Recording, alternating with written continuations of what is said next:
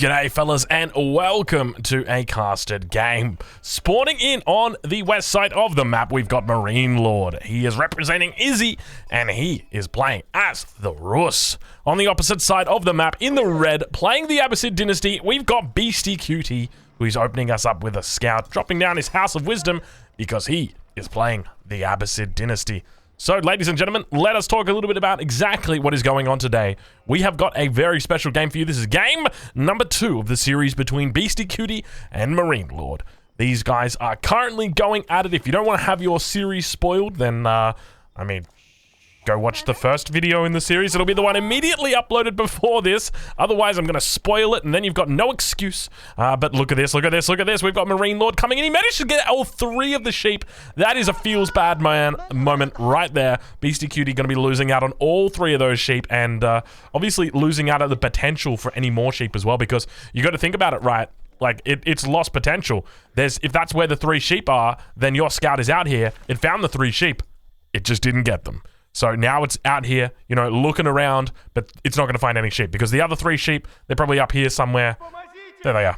They're up on this side. That's typically the way that it works, and that's exactly what he's going to be doing, looking for out here. And, yeah. So this is game number 2 between these 2 guys. This is part of a 5-game series. Well, that's on the condition that it goes to 5 games. It's obviously a best of 5. So whoever gets to 3 first is the victor. Now, these guys currently ranked at at rank 1 and rank 2. Beastie Cutie, rank number 1 on the ladder. Marine Lord, rank number 2 on the ladder. These guys constantly changing or exchanging positions between each other. And, yeah, I'm looking forward to seeing how this game's going to unfold. So, I would honestly say in this position that Beastie Cutie has got the Civilization win. He would be feeling so good about this matchup on this map. So, you know, coming into it off the last game, they just played Mongols, they just played the Holy Roman Empire. You know, he's still got Abbasid Dynasty up his sleeve. He says, I'm going to get it out. Obviously, Marine Lord says, I'm going to bring out the Rus. It's a great map for the Rus. Well, not a great map for the Rus, but it's not a terrible map for the Rus. It's quite an open map. There's lots of food out on the map for them, and they do get food bonuses. I'm pretty sure this food bonus applies to everything. Yeah, it's all villager harvest, or villager food harvest rate. So, it gets affected, you know, their berries are affected by this. So it makes sense. It makes sense. But yeah, I mean, this is such a great matchup for the Holy Roman Empire, for the Abbasid Dynasty. I think that it's almost impossible to lose this matchup if you play it perfectly, at least with the current way that we know it. And it's important to remember that. So as an example, in the first game that we saw a different way that the game was being played. It was a way that is not normally played from Marine Lord, and that was with the Minework Palace. At least I think is it the Minework Chapel? Minework Palace? I don't, Minework, you guys know I always get annoyed with the Mineworks, the Minework Chapel, the Minework Palace, all that stuff. But Marine Lord actually in here, oh, he could go for the snipe, oh, almost got that snipe. But Marine Lord in here just sniping out the wolves that have been lured away by Beastie Cutie, so Beastie doing a great job with that. And now going to be pulling them in underneath the town center. You can see the villagers here, going to be struggling. He does have the age up in queue, economic wing is going up, but all the wolves going to be in here, getting taken out by the town center, and now heading back towards this position. None of these villagers have got the extra bonus damage that they get from killing sheep, so some of these guys will have extra damage from killing sheep. If he's killed sheep, he might not have killed any sheep yet. So instead, just going to be looking to focus down the scout. He manages to kill the first one, so good job over there. Second one going to be going down if he's not careful, as they both turn around and bring their attention down towards Beastie Cuties. Yeah, so let's talk a little bit about this matchup, about the way that it works. So the current way that we know this matchup, we know that the Abbasid have a very good opportunity, or not a very good opportunity, I should try and, the Abbasid have a great window against the Holy Roman Empire. It's very, oh my god, jeez, I'm all over the place, Strongo, you gotta wake up, my friend. Okay, Abbasid Dynasty, they love to go to town centers, and there's no real way that they can be stopped with the Rus, or at least not that we know of. So I'm looking forward to seeing how Marine Lord is going to try and stop that. We see him actually going for a Golden Gate back in his base, and a huge amount of aggression coming out already in the early stage of the game. So he's actually buying a lot of time by doing this, and it's very smart by Marine Lord to do this. So to know, or to understand exactly what he's doing, is actually delaying fresh foodstuffs, or at least he should be. Okay, he delayed the wheelbarrow. So by this point, typically what you would want extra damage, by the way. You can see he's got 12 damage. So what you would want in this situation is both wheelbarrow as well as your fresh foodstuffs. And you can see the beastie doesn't have enough resources to get those. He's on 65 gold when he should have been off gold like 30 seconds ago. And these harassing scouts have just done so much work in this position. So Marine Lord being very, very annoying in this way. And second scout even coming to help out from the Abbasid, which is very rare. The only time you ever make a second scout as the Abbasid dynasty is when you're up against the Rus. So let's see exactly how he's going to be playing it. Our archery range is dropped down for Marine Lord at this point in time. Looks like wheelbarrow's already come through. No professional scout's going to be working out today. He's got 5 sheep here. We'll check and see how many he's got on the ground. 8 on the ground, 5 otherwise. But look at him trying to bait towards the town center. You can see this one might actually go down. Looks like he's going to be losing a scout. Oh, it takes out a scout for a scout. So not too bad there. A relatively good trade, but just being so damn pesky with these scouts. And you can see he's going to be coming in. Almost falls within range of the town center. In fact, does fall in range of the town center. But plenty of wood gathered up. It looks like now we're going to be having a barracks dropped out. Doesn't actually scout out the archery range from his enemy. Scout's going to be heading over towards the enemy base. So incorrect building being dropped down. Ideally, he'd like a stable in this situation to go for horsemen.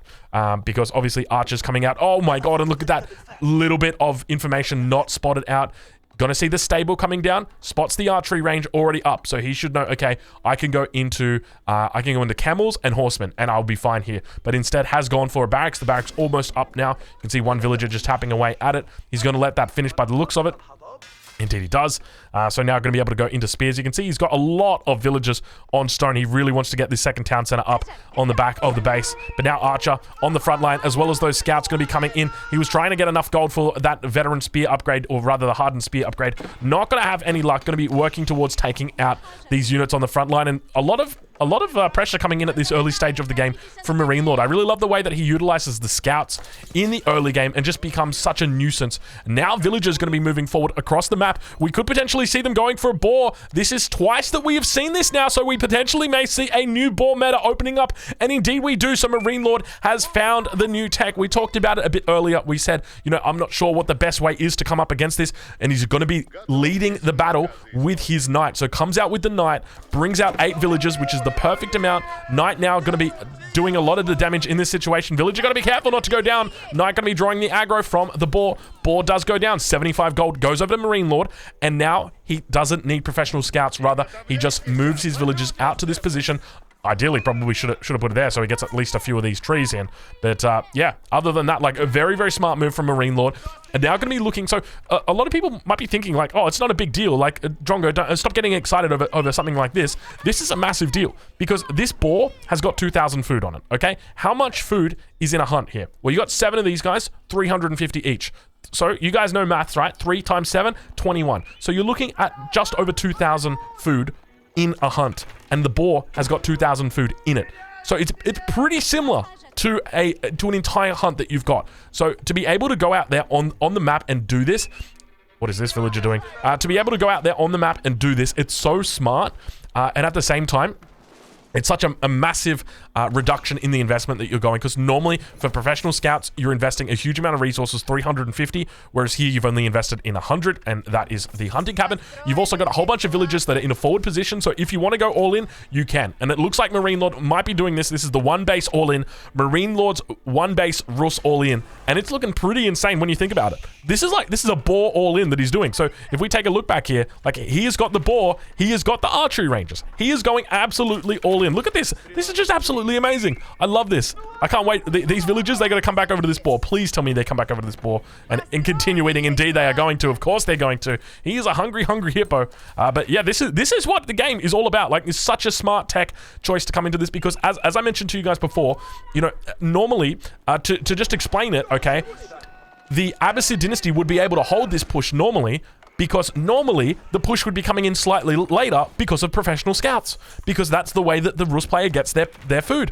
But in this situation, Marine Lord doesn't need it because he's obviously got the boar. And so, obviously, Marine Lord isn't the one who has come up with this. We actually saw another player, Kyo, who's from Vietnam, using this and abusing it and having a lot of success with it. And now we see Marine Lord doing the same thing. He spots it. He says, that's actually a smart move. I'm going to copy that. And a great move. Now we see the wooden fortress going to be coming down in the base of Beastie Cutie at this point in time. And it's looking absolutely fearsome. You can see just how much damage is being done. Villagers on this wood line here. Keep in mind, this is the second wood line. First one was isolated completely by the archers. Second one now getting pushed back. No walls in on the middle here. Not going to be able to stop any of these units from continuing to move through. Archer's just doing a great job of stopping this. And at the same time, it looks like back towards the base, we've got a scout that's going to be attracting a little bit of attention. Archer's going to be coming up to meet it. And at the same time, that wooden fortress now getting arrow slits. And this is really what it's all about. I mean, we see this so often, players going for these aggressive arrow slits. But now the wall coming up. So it looks like he's going to be able to lock out these units. They're not able to get around. So it's going to be a bit more of a trek for them to come through. And you can see he's actually going for a wall over on this side. So a pretty smart move coming out right now from Beastie. He is looking to channel his inner, I guess we'll go with inner salami.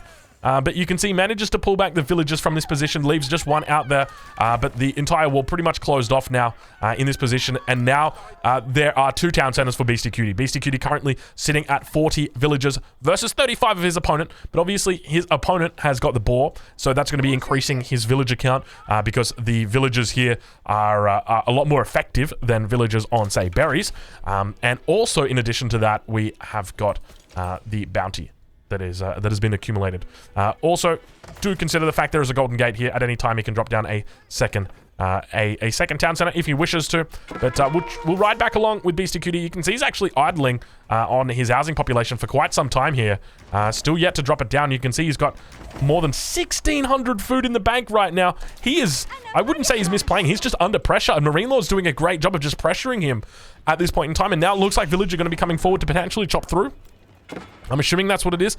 He's accidentally got the full 15 wood when he was doing the chop through. He forgot to move it, so now he's going to have to build an entire lumber camp, because once you've got that 15 wood in the bank, you can't actually chop down any more trees.